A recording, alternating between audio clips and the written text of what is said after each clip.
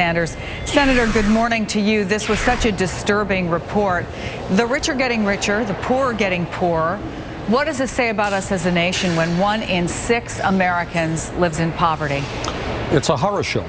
It's a horror show. The middle class is collapsing, and we have now by far the most unequal distribution of wealth and income of any major country on earth. From a moral perspective, we have got to examine how we feel about the top 400 people in this country owning more than the bottom 150 million. And as you've indicated, that gap is growing wider. What it tells me right now, with 16% real unemployment, we are in a moment of extraordinary urgency. We need a major jobs program to put the American working people back to work.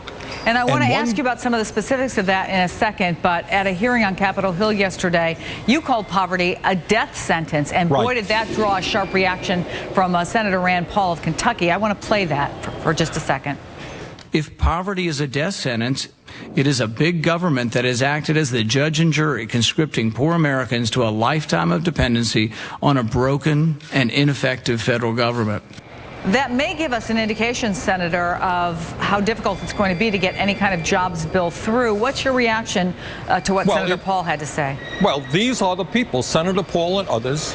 What they want to do, what they mean by big government, is Social Security, is Medicare, is Medicaid, and food stamps. And they want to abolish all of these things. The point that physicians at that hearing made yesterday, what some of the doctors told us, and this is really amazing and why I call poverty a death sentence.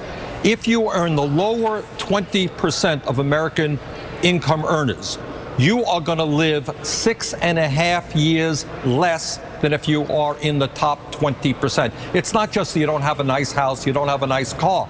You are going to die 6.5 years earlier. According to a Harvard study, Chris, 45,000 Americans are going to die this year who have no health insurance, who can't get to a doctor when they should.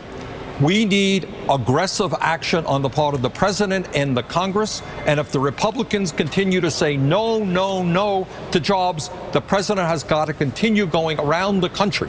Because I think the overwhelming majority of the people want a jobs program. They want to protect Social Security, Medicare, and Medicaid. They do not want to give any more tax breaks to the wealthy and large corporations. Senator Bernie Sanders, always good to see you. Thanks so much for coming on.